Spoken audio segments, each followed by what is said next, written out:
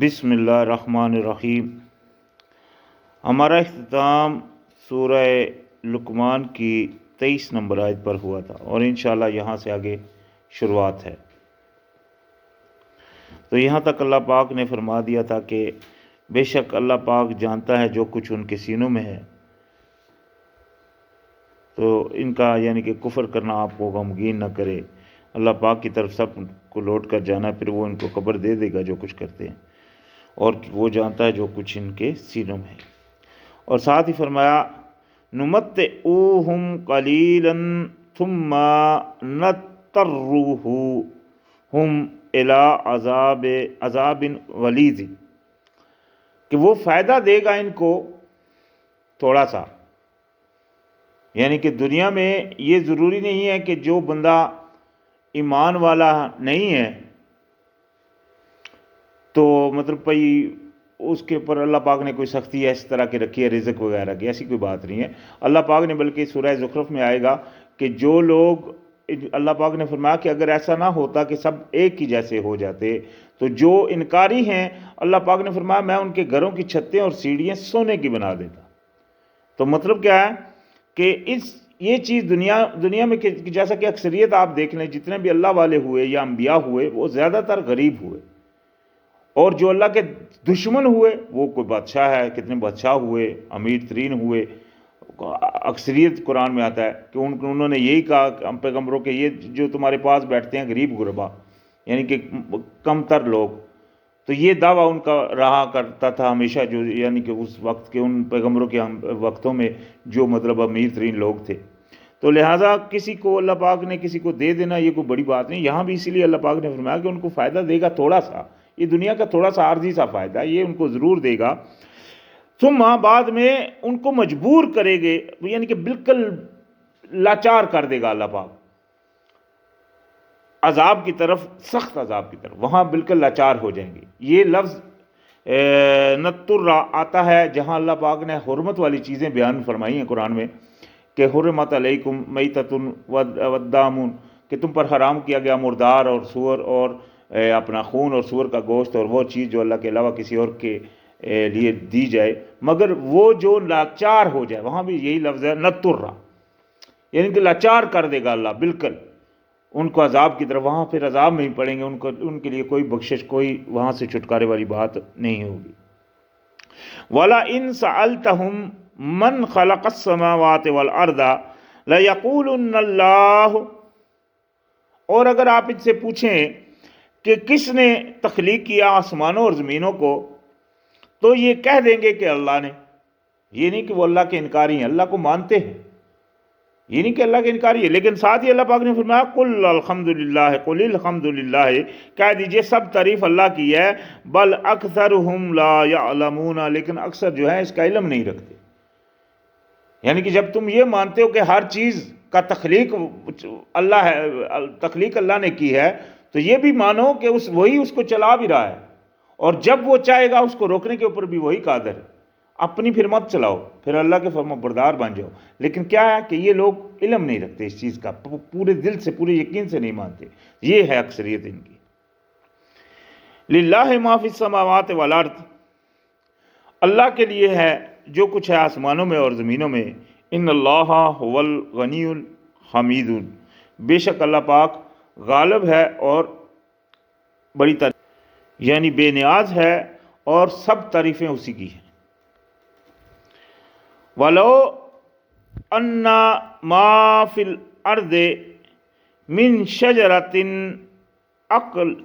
أَقْلَامٌ وَالْبَحْرُ يَمُدُّهُ مِنْ بَعْدِهِ سَبْعَةُ أَبْحُرٍ مَا نُفِدَتْ کلمات اللہ ان اللہ عزیز حکیم۔ تو یہ اللہ پاک نے ایک مثال بیان فرما دی، بات جو مثال نہیں ہے سچی بات اللہ پاک نے یہ بیان فرما دی کہ اگر ہو جائے، بے شک اگر ہو جائے یہ جتنی بھی زمین کے درخت ہیں کلمے بن جائیں، اور جتنا سمندر ہے یہ سیاہی ہو جائے، اور بڑھا دے اس کے ساتھ اور سمندر، یعنی کہ یہ سمندر بھی سب وہ قلم بن جائے اور یہ سمندر بن ہو، اور ساتھ اس کے اور بھی یعنی کہ اس کی مدد کے لیے بھی آ جائیں، اس کے بعد ساتھ اسی طرح کے اور سمندر بھی. اب اگر آپ دنیا کا نقشہ دیکھیں تو آپ دیکھیں گے کہ ہر جگہ پانی پانی ہے، زمین بہت تھوڑی ہے، تو سمندر کا حصہ زمین کے مقابلے میں 3 گنا زیادہ ہے. تو یہاں اللہ پاک نے فرمایا اسی جیسے اور بھی آ جائیں، اور نہ ختم ہوں گے کلمات، باتیں اللہ کی، یعنی کہ اللہ کی جو باتیں ہیں وہ ختم نہیں ہوگی. بے شک اللہ پاک غالب اور حکمت والا ہے. یہ اللہ کی قدرت ہے کہ اگر یہ سارے سمندر اور سب کلمے بن جائیں تو اللہ کی باتیں ختم نہیں ہوگی. لیکن یہ بھی بات اللہ پاک اس کے اوپر قادر ہے کہ اللہ پاک نے تھوڑی سی 2 لفظوں میں اپنی ساری ہسٹری بیان فرما دی، یعنی کہ اپنا آدھا قرآن. مثال کے طور کے پر اللہ پاک نے سورہ اخلاص کو کہا جاتا ہے تہائی قرآن ہے، لیکن یہ بات نہیں کہ تہائی قرآن سے مراد کیا ہے، کہ اس میں قرآن کی جو تعلیم دی گئی ہے آدھی سے زیادہ اس میں موجود ہے، مطلب توحید ایک. اسی طرح 2 لفظ میں اللہ پاک نے فرمایا یکفر بالطاغوت و یؤمن باللہ، کہ کفر کر دو طاغوت کا اور ایمان لے آؤ اللہ پر. تو اس میں بھی سارا اللہ پاک نے نچوڑ ہم کو بتا دیا کہ ہم نے اس سرکشی سے انکار کرنا ہے اور اللہ کو ماننا ہے، بس یہی ہمارا دین ہے. تو لہٰذا اللہ پاک چاہے تو اللہ پاک ہر چیز کے اوپر قادر ہے. 2 لفظوں میں سب کچھ اللہ پاک نے بیان کر دیتا ہے، اور کہیں اللہ پاک نے پوری صورت اتار دی جس میں صرف چھوٹا سا قصہ بیان کرنے کے لیے. تو خیر ساتھ ہی فرمایا وما خلقکم ولا بعثکم الا کنفس واحدۃ ان اللہ سمیع علیم ان اللہ سمیع بصیر، کہ اور نہیں ہے پیدا کرنا تمہارا اور نہ دوبارہ اٹھانا مگر ایک جان کی طرح. یعنی کہ اللہ پاک نے یہ سب کچھ بنایا، اللہ پاک کے لیے کوئی مشکل نہیں ہے. جس طرح ایک جان کا بنانا ہے اسی طرح تم سب کا اٹھا دینا اور بنا دینا وہ اللہ کے لیے بالکل آسان ہے. اور بے شک اللہ جو ہے وہ سنتا بھی ہے اور دیکھتا بھی ہے. علم ترى ان اللہ یولج اللیل فی النہار و یولج النہار فی اللیل وسخر الشمس والقمر کل یجری الی اجل مسمى وان اللہ بما تعملون خبیر. اللہ پاک نے فرمایا کیا نہیں دیکھا آپ نے کہ اللہ تعالیٰ داخل کرتا ہے رات کو دن میں، اور وہ داخل کرتا ہے دن کو رات میں. مطلب کبھی رات آپ دیکھیں بڑی ہو جاتی ہے، کبھی دن چھوٹا ہو جاتا ہے، کبھی ڈیفرنٹ ہو جاتا ہے. تو یہ اللہ کی قدرت ہے. اور اس نے کام میں لگا دیا تمہارے سورج کو اور چاند کو، ہر کوئی چل رہا ہے ایک مقرر وقت تک. یہ چلنا اللہ پاک نے 1400 سال پہلے قرآن میں بیان فرمایا. اسی طرح تورات میں بھی ان کے چلنے کے بارے میں ذکر ہے. آج سائنٹسٹ جا کر دیکھ چکے ہیں، مطلب انہوں نے جو خلا میں چیزیں بھیجی ہیں اسپیس میں، تو ان کو پتہ چل گیا کہ کس طرح وہ دائرے میں اپنی اپنی گھوم رہے ہیں. یہ اللہ پاک کا نظام ہے. یہ صرف ایک گلیکسی ہے جس کے اوپر ہمارا یہ نظام شمسی جس کو ہم بولتے ہیں، شمس کا نظام یعنی کہ سورج کا نظام ہے. اس کے ارد گرد کے 11 پلانٹس ہیں. لیکن اسی طرح کے کتنے اور نظام ہیں، کتنے اور گلیکسی ہیں، یہ آج تک سائنٹسٹ کو بھی پتہ نہیں چلا، ان کی تعداد ہی نہیں گن سکے. تو یہ اللہ کی قدرت ہے. اور بے شک اللہ جو ہے وہ تم جو عمل کرتے ہو اس سے اس بخبر ہے. یعنی کہ اللہ کو ہر چیز کا علم ہے. یہ کوئی چیز نہیں ہے کہ اس کے لیے کوئی مشکل ہے. اور یہ یعنی کہ یہ جتنا کچھ ہے یہ ایک وقت تک کے لیے چل رہا ہے. اللہ پاک نے اس کا ایک وقت مقرر ہے، ایک وقت آئے گا جب یہ ختم ہو جائے گا سب کچھ. ذالک بان اللہ هو الحق، اور یہ اس لیے کہ اللہ پاک جو ہے وہ سچا ہے، حق ہے. وَأَنَّ مَا يَدْعُونَ مِن دُونِ اللَّهِ بَاطِلٌ، اور جو جن کو یہ پکارتے ہیں اللہ کے علاوہ وہ سب جھوٹے، وہ سب جھوٹ ہے، وہ گڑی ہوئی چیز ہے. دینے والا مالک جس کو پکارا جائے وہ صرف ایک اللہ ہے. تو یعنی کہ جو اس کے اللہ کے علاوہ پکارتے ہیں وہ سب جھوٹ ہے جو ان لوگوں نے گڑھ رکھا ہے. وَأَنَّ اللَّهَ هُوَ الْعَلِيُّ الْكَبِيرُ، اور بے شک جو اللہ ہے وہ بلند ہے اور بڑا ہے، بلند بھی ہے اور بڑا بھی ہے. علم ترى ان الفلک تجری فی البحر بنعمت اللہ لیریکم من آیاتہ.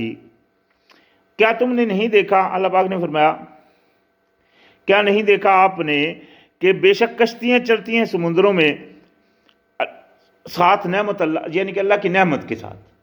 یہ اللہ کی ایک نعمت ہے جو چلتی ہیں تاکہ وہ دکھائے تمہیں اپنی نشانیاں، یہ اللہ کی نشانیاں ہیں۔ ان فی ذالک لآیات لکل صبار شکور، بے شک اس میں نشانی ہے ہر شکر کرنے والے، ہر صبر کرنے والے اور شکر کرنے والے کی۔ یہ کشتی نشانی تھی پہلے تو، سب سے پہلے حضرت نوح علیہ السلام کے وقت جب بنی تو اس وقت لوگ یہ ان کے لیے تو وہ پہلی کشتی تھی تو وہ اس کا مذاق بناتے تھے، تو آج یہ ہمارے لیے بھی یہ نشانی کی نشانی ہے۔ وَإِذَا غَشِيَهُم مَّوْجٌ كَالظُّلَالِ دعوا اللہ مخلصین لہ الدین، اور جب چھا جاتی ہے ان پر موجیں سائبانوں کی طرح، یعنی کہ جب سمندر میں کشتی وہ موجیں بنتی ہے تو اس طرح کشتی نیچے جاتی ہے اور پھر اوپر آتی ہے، وہ موج اتنی اوپر چلی جاتی ہے پتہ لگتا ہے، مطلب بندہ جو دیکھ رہا ہوتا ہے اس کو اسی طرح معلوم ہوتا ہے جس طرح وہ کوئی پہاڑ ہے جو اس کے اوپر آ جائے گا۔ تو یہ واقعہ انہی کو معلوم ہوتا ہے جو سفر کرتے ہیں ان کے اندر۔ تو اللہ پاک نے فرمایا جب یعنی کہ وہ صحابانوں کی طرح اس میں آ جاتی ہے تو وہ بندہ اس وقت وہ پکارتے ہیں اللہ کو خالص کر کے، اپنے فیصلے کو خالص کر کے اللہ کو پکارتے ہیں۔ فَلَمَّا نَجَّاهُمْ إِلَى الْبَرِّ فَمِنْهُمْ مُقْتَصِدٌ وَمَا يَجْحَدُ بِآيَاتِنَا إِلَّا كُلُّ خَطَّارٍ کفور۔